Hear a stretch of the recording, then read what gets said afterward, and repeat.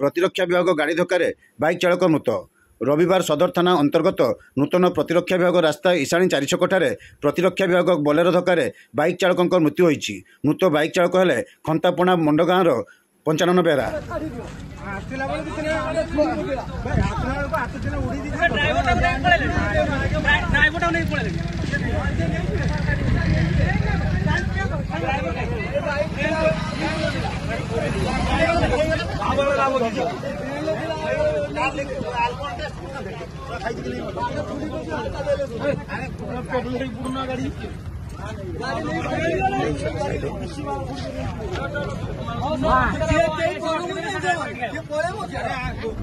police